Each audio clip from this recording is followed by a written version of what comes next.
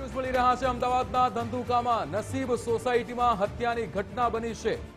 હત્યાને લઈને ધંધુકામાં પોલીસે કર્ફ્યુ જેવી સ્થિતિ થઈ છે। ત્યારે હત્યા બાદ ટોળાએ દુકાનમાં આગ ચંપી કરી હતી। અંગત અદાવતમાં બબાલ બાદ યુવકની હત્યા કરવામાં આવી છે। અમદાવાદ ગ્રામ્ય પોલીસે પરિસ્થિતિ પર કાબુ મેળવ્યો છે। બાઇક ઓવરટેક કરવા મુદ્દે માથાકૂટ થઈ હતી અને ત્યારબાદ હત્યા થઈ હતી। હત્યા બાદ ધંધુકામાં બંને પક્ષે સામસામે પથ્થરમારો કર્યો હતો। બાવળા, બગોદરા અને ધોળકા ફાયરની ટીમ ઘટના સ્થળ પર પહોંચી ગઈ છે। ત્યારે પોલીસે શાંતિ રાખવાની અપીલ કરી છે। કેટલાક જગ્યા ઉપર આગ ચાંપી દીધી હતી અને ખાસ અગાઉ વાત કરવામાં આવે તો કિશન ભરવાડ નામના યુવકની અગાઉ હત્યા થઈ હતી ત્યારે પણ ધંધુકામાં પરિસ્થિતિ વણસી હતી। મહત્વની વાત છે કે પોલીસે અત્યારે હાલ જે છે ધંધુકા જે શહેર છે તેમાં ખાસ ભારેલા અગ્નિ જેવી સ્થિતિને પગલે ખાસ વધુ પરિસ્થિતિ ના વરસે તે માટે કર્ફ્યુ લગાવી દેવામાં આવે છે। કેમેરા પર્સનને કહીશ બતાવે કે આસપાસના જે વિસ્તાર છે બગોદરા, ધંધુકા, ધોળકા અને આસપાસના તમામ વિસ્તારોમાંથી ખાસ ફાયરની ગાડીઓ ઘટના સ્થળે બોલાવવામાં આવી છે। સ્થાનિક લોકો છે અહીં, તેમની પાસે વાત કરવાનો પ્રયાસ કરીશું। જે શું ઘટના બની હતી આખી?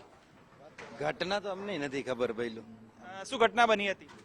ઘટનામાં તો એવું છે કે અંદરો અંદર ડખાના હિસાબે આ વસ્તુ બની છે, પણ હવે બહુ આપણને બહુ આઈડિયા નથી।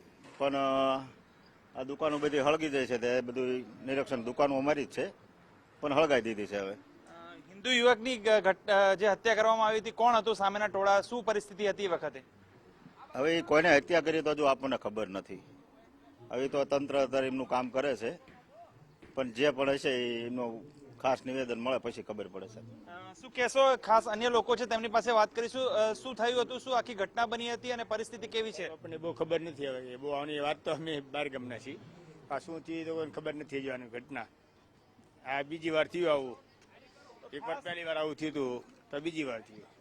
ખાસ આ ધંધુકા જે શહેર છે તેમાં બીજી વાર આવી ઘટના બની છે। બે કોમ વચ્ચે જે અથડામણ થઈ હતી, જેને પગલે અત્યારે હાલ ભારેલા અગ્નિ જેવી સ્થિતિ છે। આપ જોઈ શકો છો કે ફાયરની ટીમ અત્યારે સતત ધંધુકા વિસ્તારના કેટલીક જગ્યાઓ, દુકાનો પર આગ ચંપીનો જે બનાવ બન્યો છે તેને પગલે અત્યારે હાલ કામે લાગી છે। આ એક જ વિસ્તાર છે, હજી પણ ગુજરાત ફર્સ્ટની ટીમ સતત અન્ય જે જગ્યાઓ છે ત્યાં જશે જ્યાં ઘટના બની હતી। ત્યાં હાલ જે આ યુવક છે તે યુવકની હત્યા કરાઈ છે, તે યુવકને ખાસ અત્યારે હાલ તેને જે ડેડ બોડી છે તે હોસ્પિટલ ખસેડવામાં આવી છે। મહત્વની વાત છે કે પોલીસ માટે આ એક ખરેખર ચિંતાજનક વિષય હતો, કારણ કે બે કોમ વચ્ચે અગાઉ પણ આ રીતની જે છે તે બબાલ થઈ હતી, સામસામે પથ્થરમારો થયો હતો। કેટલાક હિન્દુ સંગઠનો જે રીતે યુવકની હત્યા બાદ ઉશ્કેરાયા હતા અને દુકાનોમાં આગ ચંપી કરી હતી ને ત્યારબાદ આખી ઘટના જે છે તે અત્યારે હાલ પોલીસ જે વિભાગ છે તેના કંટ્રોલમાં છે ને અત્યારે હાલ પોલીસ તમામ જે લોકો છે તેને શાંતિની અપીલ કરી રહી છે। ગુજરાત ફર્સ્ટ પણ શાંતિની અપીલ કરી રહ્યું છે, કારણ કે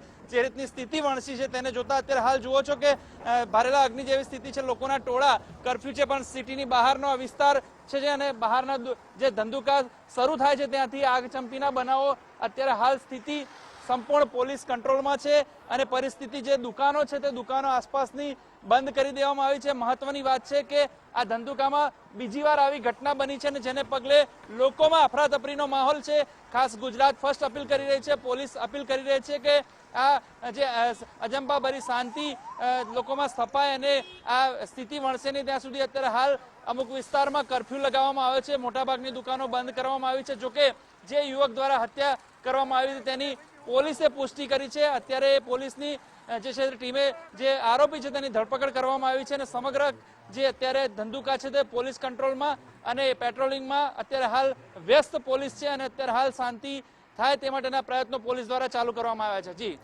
બિલકુલ સચિન, સમગ્ર માહિતી સાથે જોડાવા બદલ આપનો આભાર।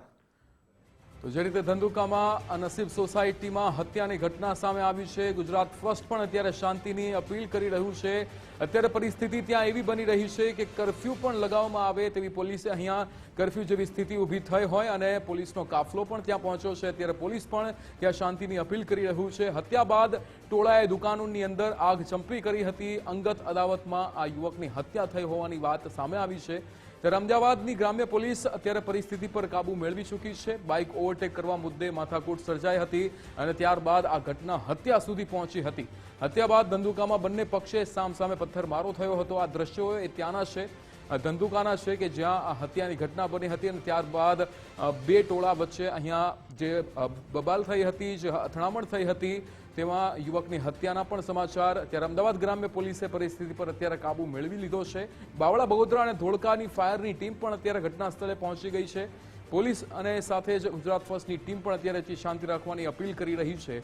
ત્યારે બાવળા, બગોદરા, ધોળકાની ફાયરની ટીમ ત્યાં પહોંચે છે. આગ ચંપી જે ટોળા દ્વારા કરવામાં આવી હતી ત્યાં આગ પર કાબુ મેળવવાનો પ્રયત્ન કરવામાં આવ્યો હતો અને કાબુ મેળવાઈ ચૂક્યો છે. આ દ્રશ્યો અત્યારે ત્યાંના જે સામે આવી ચૂક્યા છે કે જ્યાં હત્યાને લઈને ધંધુકામાં પોલીસે કરફ્યુ જેવી સ્થિતિ પણ ઊભી થઈ હતી. આ દ્રશ્યો આપ જુઓ છો એ સમયના છે કે જ્યારે આ બબાલ સર્જાઈ હતી. આ એક્સક્લુઝિવ સીસીટીવી દ્રશ્યો એ સમયના ધંધુકાના જે હત્યાની ઘટના બની હતી તેના આ દ્રશ્યો છે, જેમાં આપ જોઈ શકો છો હત્યા થઈ અને ત્યારબાદ જે અંગત અદાવતમાં જે બબાલ થઈ, યુવકની હત્યા થઈ, એ બાદ જે તોડફોડ કરવામાં આવી હતી ધંધુકાની અંદર, જે આ ઘટના સામે આવી હતી, જેમાં ટોળાએ આપ જોઈ શકો છો કે દુકાનમાં જે રીતે લાકડી વડે તોડફોડ કરી હતી. આ જે લોકો આવી ચૂક્યા છે અને લોકો આવીને જે તોડફોડ કરી રહ્યા હતા તેના આ સીસીટીવી સામે આવ્યા છે. હત્યા બાદ જે ધંધુકાની અંદર બંને પક્ષે જે સામસામે પથ્થરમારો કર્યો હતો, ત્યાં એ એરિયાની દુકાનોમાં તોડફોડ કરી હતી, એ દ્રશ્યો અત્યારે જે સામે આવ્યા છે. આ સીસીટીવી એ સમયના દ્રશ્યો છે